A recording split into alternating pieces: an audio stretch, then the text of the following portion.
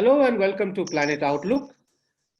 Air pollution is back in the headlines along with COVID. But when we talk about air pollution, it's mostly the outdoor air pollution which has been talked about and been written about in the media. Very little is kind of talk and literature or kind of discussions happens out on the indoor air quality, which research has pointed out repeatedly, sometimes it's more toxic than the outdoor air. So my guest today joining us from Chicago in the United States, it's Ian Cull, who is an expert on indoor air. Thank you, Ian, for taking out your time from a very busy schedule and joining us on Planet Outlook. Thank you so much. Oh, thank you, Ananda, for having me. So, Ian, let's begin with the indoor air quality and give us an overview of why we should be very concerned about indoor air. Well, that's a great question. We need to be concerned about indoor air quality because we spend most of our time indoors. I'm guessing for many people who live in cities, they spend upwards of 90% of their time indoors. So even though they may have a lot of concern about outdoor air quality, you're experiencing outdoor air quality indoors. So a lot of the health effects that you see of a bad polluted day happen when you're inside. So we have to be concerned about indoors because that's where we spend the vast majority of our lives. And not only can we experience some of the pollution from the outdoor air when we're indoors, but there can be sources of indoor air pollution inside that can make it even worse inside at times than it is outside. So when you talk about the difference, so what kind of parameters will you set? See, like when we talk about the outdoor air pollution, there we talk about the PM levels, the particulate matter, it's 2.5 or 10. Then there is talk about the other, the sulfur gases, the nitrogen gases, the ozone. Is it the same in case of indoor? Are the same particulate matter is also involved in this, or this is something very different? The composition, the chemical composition is very different. Many of the same concerns that we have in the outdoor air are concerns in the indoor air as well. So for example, in more of a rural setting where you might have an open fire that someone's using for cooking, you could have a lot of that particulate matter that's very small in size, what we call PM 2.5. You can have a greater amount inside a kitchen than you would have outside in an urban area in the city. Some of the other ones that you find in outdoor air don't have sources indoors, like ozone. There are a few potential sources indoors, but they're not very common. So for example, with ozone, you would experience that outside, but not so much have sources inside. But particulate matter, the PM 2.5, which is one of the ones we're most concerned about, does have sources indoors. And so it depends too, if you're living in a city and maybe you have gas for cooking versus being in a rural setting where you're using firewood or coal or burning agriculture products or dung for cooking. So a lot of it depends on where you live, if it's an urban setting or a slum or a rural setting.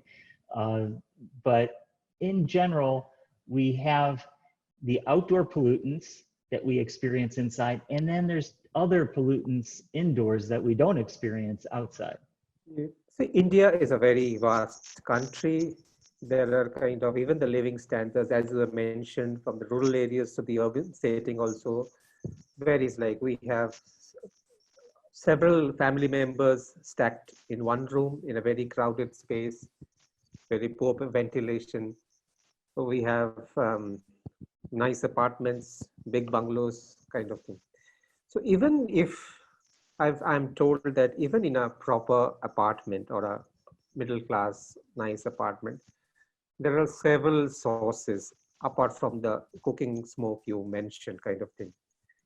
And yeah, India is also a very, in terms of the market economics, is a very price sensitive market.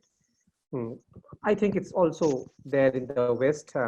We tend to buy things cheap, even in furniture, in great discounts, but not kind of looking at where it is coming from or what kind of raw materials are used in making our kind of daily products in terms of furnishings, in terms of our carpets or upholstery, paint kind of thing. You have deeply analyzed these things kind of thing. So I would like you to kind of address our viewers who are watching us, how the daily materials that we use or buy for home furnishing and all, how it affects us in the indoor air specifically. Because very little knowledge exists in the Indian society. There is very little talk about these products. Yeah, the types of products you're talking about can give off what I would call a VOC, a volatile organic compound. These are just the chemicals that you could find off-gassing from a new product. Now, for many people, they actually like the smell.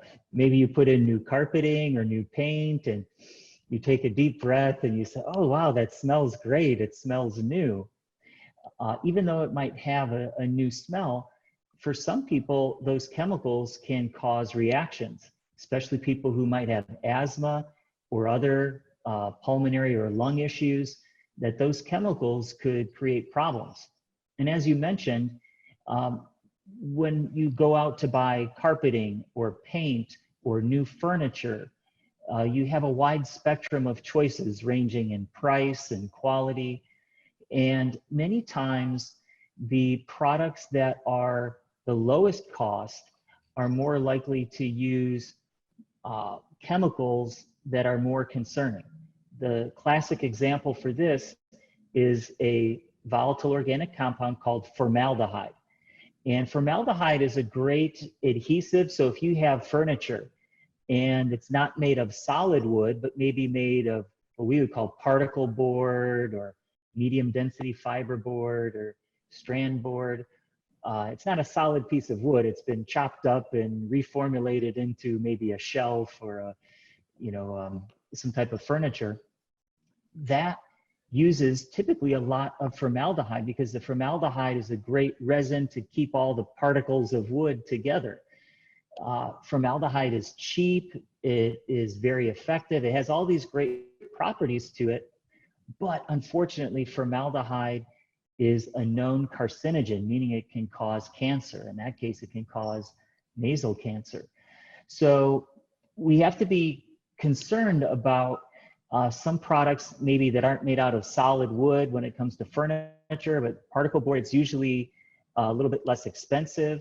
So for people who are very price sensitive, they may say, oh, here's some furniture, it's very inexpensive, but it's made out of particle board. And just because it's made out of particle board doesn't necessarily mean that it has formaldehyde. But if a manufacturer of furniture is going to try and make the cheapest possible furniture, they'll use formaldehyde. Here in the United States, we have some furniture manufacturers that still use the particle board, but they produce it in such a way that they reduce the amount of formaldehyde, which is, again, a key chemical that you can find in a typical middle-class apartment all around the world. What about paint? Yeah, how much paint? Yeah, when it comes to paint, that's another good question. Same thing. Paint is basically colorant. Maybe you want to paint the wall yellow, you want to paint the wall blue. We have these pigments, but they get dissolved into this liquid slurry. Well, what is that liquid? Sometimes we have oil-based paints, we have water-based paints. What they get put into, that can off-gas chemicals. Of course, we want the pigment, the color to stay on the wall, but everything else in that bucket of paint, that pail of paint, ends up evaporating into the air. And so we can make wise choices when it comes to selecting our paint. Some are using what I would call a solvent, a chemical solvent or oils, and those can off-gas a high amount of chemicals for a great amount of time, not just days or weeks, but even months and even beyond.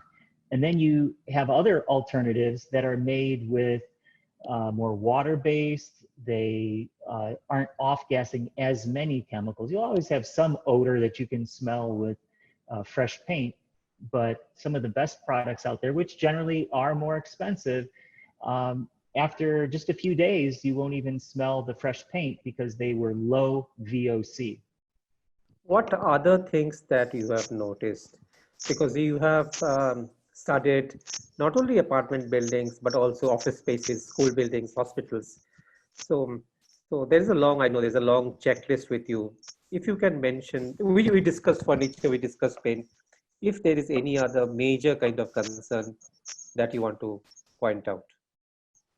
Yeah, a major concern that I have is ventilation. It's a topic that very few people found interesting. When I would be at a party with friends, no one wanted to talk about ventilation.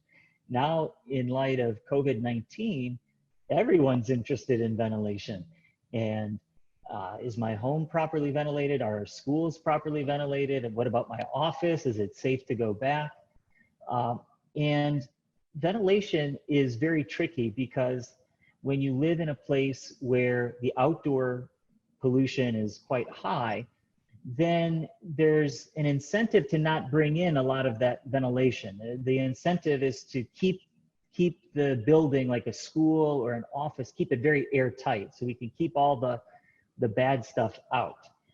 But the problem with that is if we live in a bubble where we've built a school or an office that's so tight, yes, we've kept some of the bad stuff out, but we're also trapping some of the bad stuff in, whether it's from the carpet or the paint or the cleaners that we use, or we haven't even touched on pesticides that we might use indoors, flame retardants, lots of other different chemicals, or maybe there's moisture problems and we have mold and bacteria. So when we build these tight environments, then we trap what's inside, we trap it in.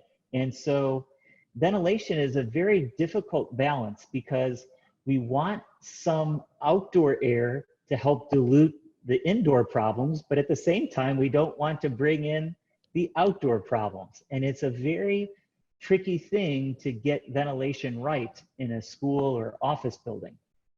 Basically, what it entails is to bring in some outdoor air, but then to condition it, to filter it, to improve it before it comes inside. And if we can do that, then we get the best of both worlds because we're bringing in air that we've removed some of the outdoor PM 2.5, we've removed some of the ozone and other issues, and now we can bring it in and help dilute some of the indoor problems from the VOCs from carpeting and paints and furniture and cleaners and fragrances and personal care products, like perfumes and all these other things, then we can dilute. It also gets challenging when it's hot and humid outside, because when we bring in outdoor air, we bring in a lot of heat and humidity. And so then maybe we become uncomfortable inside. So you could see ventilating a building is not easy, and therefore a lot of buildings get it wrong. And maybe they don't bring in enough because it's just easier to lock in the air inside and not deal with the heat, the humidity, the PM 2.5, the ozone in the outdoor air. And that's a situation we find really throughout the world, is buildings trying to keep that outdoor air out, but it's trapping a lot in. So just like as you said, I am kind of trapped in this small apartment that you see me, because if I open the door kind of thing, the windows, the dust will come in, the foul Delhi air will come. Even then there are the mosquitoes which will accompany the dust. So I have to kind of trap. So what are the solutions, broad solutions? I know cannot be one solution as you mentioned, it's a tricky kind of thing. So how do you think we should plan, or what should be the kind of roadmap ahead? Yeah, there's not one solution that fits everyone. So for the person who's in a rural setting where there's cooking going on with an open fire, for them, maybe the solution is just to put in an exhaust, a chimney, a way for all those gases to get out. Many people around the world, when they cook with an open fire with just firewood, there's no chimney, and the smoke and particles build up, and the World Health Organization estimates that about 4 million people a year die from more of a rural exposure to the combustion products in a kitchen. And then the solutions are different than in a city. For people who live in a city with urban pollution around them in the outdoors, the solution can be a bit tricky, but I think it often involves having filtration. Sometimes that filtration could be part of an air conditioning system, maybe many window air conditioners or mini splits or various ways to do air conditioning. They may come with a very modest filter inside. The problem with those modest filters, though, is they don't really target PM 2.5. That's the smallest. 2.5 is referring to its diameter. Those can maybe remove things that are like PM 100 and above. They remove like really big things. The type of filtration that you need to remove PM 2.5 isn't what you'll find in a standard, say, window air conditioning unit. For that, you might need a portable air purifier. Maybe you've heard of HEPA, H-E-P-A, Yeah. high efficiency particulate air filters. And those might be a good way to supplement if you live in more of an urban setting with high levels of outdoor PM 2.5. You could bring those inside, have the windows closed, and even though now the indoor air is a bit trapped, you can run that to clean the particles. But now here's an important point. That would just clean the particles out of the air. You also have lots of gases, those chemicals from the carpeting and new furniture and new paint. That doesn't get removed by a HEPA air purifier. So sometimes there needs to be a bit of a balance. Maybe if it's a day where you have just painted your walls or you've just installed some new furniture, on those days, maybe you have the windows open, even though it might bring in some extra ozone and particle pollution. It's going to help dilute some of the VOCs, because on those days after you've just painted or brought in new furniture, or you've done a real deep clean and you've sprayed a lot of chemicals, maybe you've sprayed pesticides, those days your indoor air will be worse than the outdoor air. So those days it would be good to open up your windows. So I'd say beyond just closing your windows and buying an air purifier, also as you go to purchase different products, look on the market for things that reduce the chemicals, the VOCs as I'm calling them. And hopefully you'll be able to find some paints that maybe are more water-based instead of oil-based, or find carpeting that is maybe it's not listed or sold as low VOC, but maybe it's listed as low odor or low fragrance. Many people, they love fragrances, they have air fresheners, they spray just certain scents. I would also recommend against some of those things, because if you have asthma or you have even young infants around, that could even potentially lead to the development of asthma.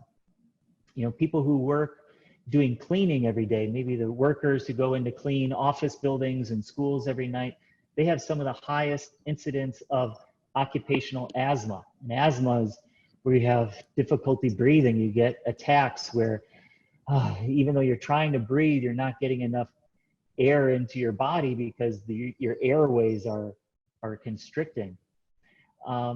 So again, I would say just be wise when you are making purchases of whether it's building materials or furniture or or finishes, and then when you buy your cleaning products as well. And you know, there's a balance. Some of the chemicals that do the best cleaning sometimes are the harshest for our bodies. So for example, maybe you've cleaned with bleach before and it does a great job in the bathroom of killing microorganisms. But at the same time, I've used bleach to clean and my eyes are watering and I have difficulty breathing.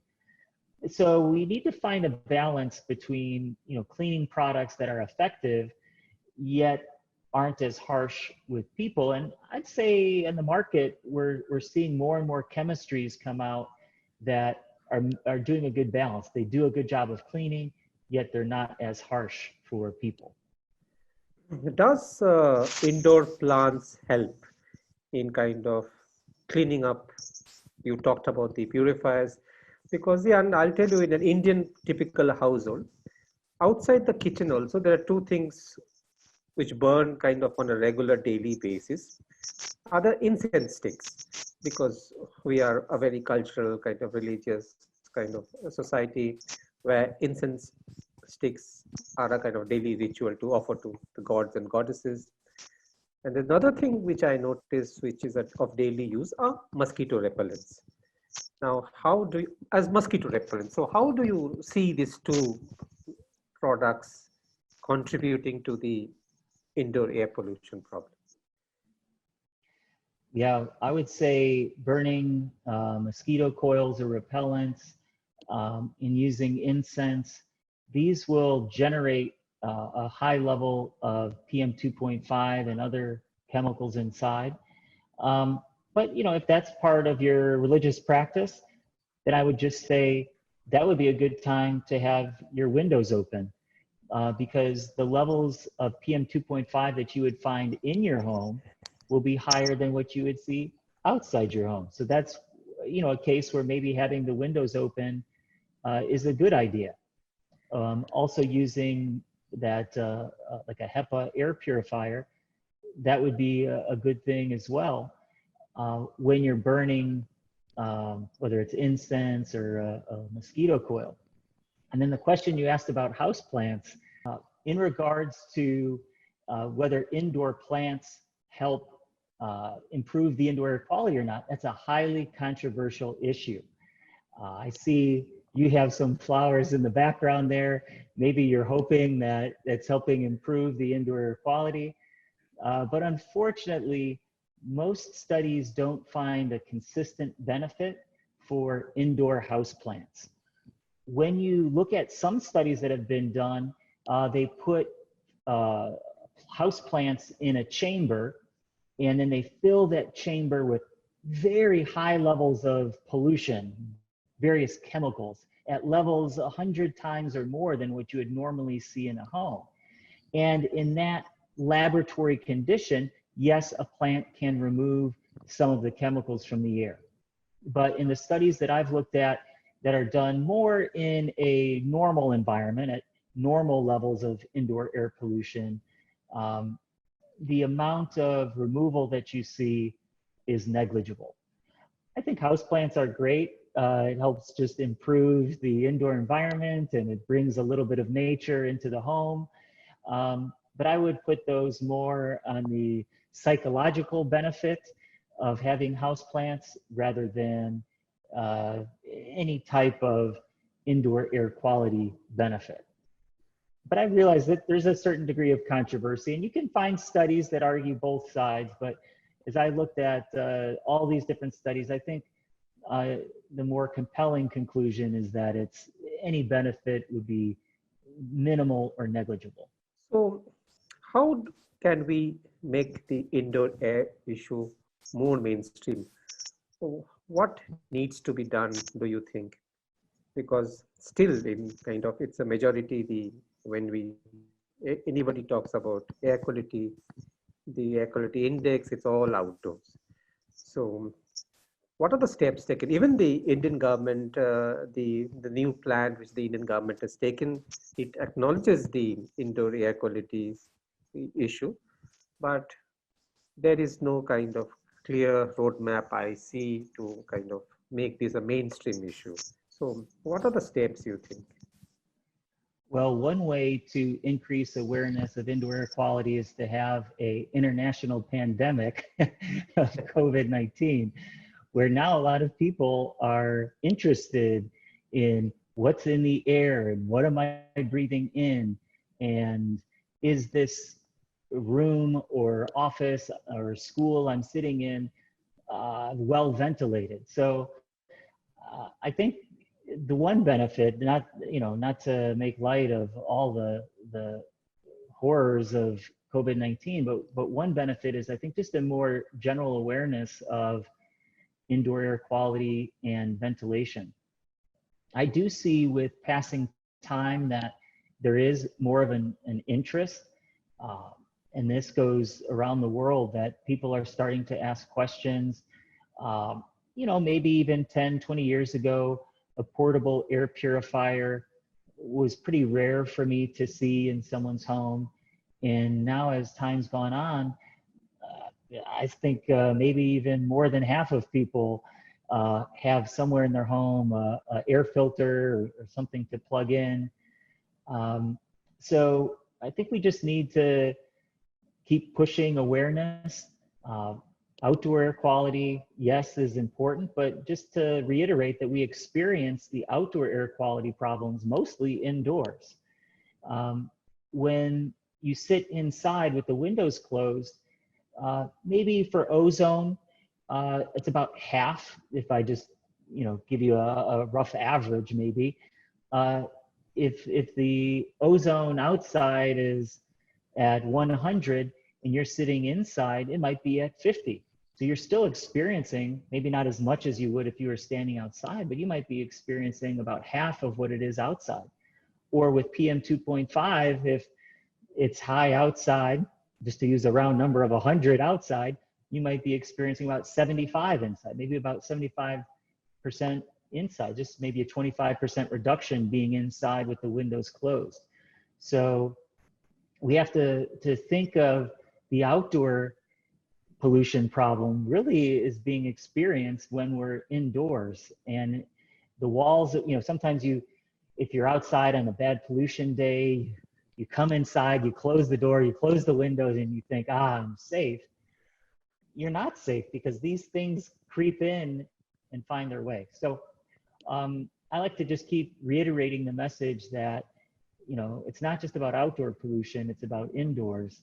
I hope that government can increase awareness, even take action when feasible.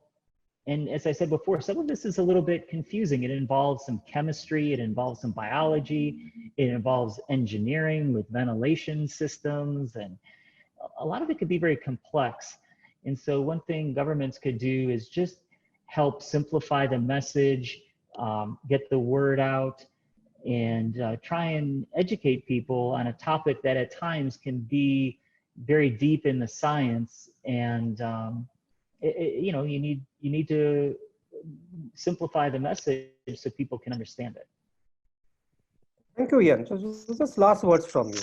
So if you can just for viewers say, for him or her, what should he or she look out in the market before buying a product for the house, kind of thing? What are kind of broad, because our standards are also kind of very varied. Some are well branded, kind of known brands, unknown brands. But what are the products which most concerns you and we should think twice before buying, kind of thing, for a household? I'd say for the household, I would steer people away from products that spray things into the air. So for example, if you had a problem with insects in your home, it would be better to apply like a gel or something, a liquid or a gel along the perimeter of the home, rather than going in and spraying an aerosol into the air.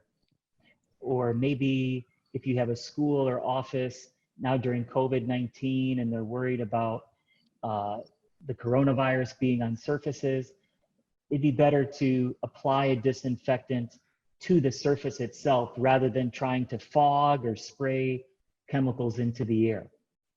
So I would say people should look for products that are applied to surfaces. Also, too, when it comes to cleaning, good old soap and water goes a long way. On our government website, they recommend when it comes time to clean your hands during these COVID-19 times, instead of using hand sanitizer, they actually just recommend washing your hands with soap and water for 20 seconds. And only if you don't have access to soap and water, then you might use a hand sanitizer. And I would say that same rule should generally apply to a lot of our buildings, as opposed to going first to a chemical to do our cleaning. Just soap and water it does a lot. What it's trying to do is physically clean the surface rather than trying to kill what's there. And so, and then also when you go to buy paint or other products, look for labels that maybe say low odor, low chemical, low VOC. And I think over time, as people ask for these products, then they'll become more and more available. I know in the US, 20 years ago, we didn't really have many of these products. And then just with the consumer demand for it, then you start to see it on the shelves. And now if I go to my local hardware store, I can choose from 10 different paints that have very low chemicals, low VOCs. Whereas that wasn't true just even a few years ago. So it's a little bit of a chicken and the egg, which came first, you know?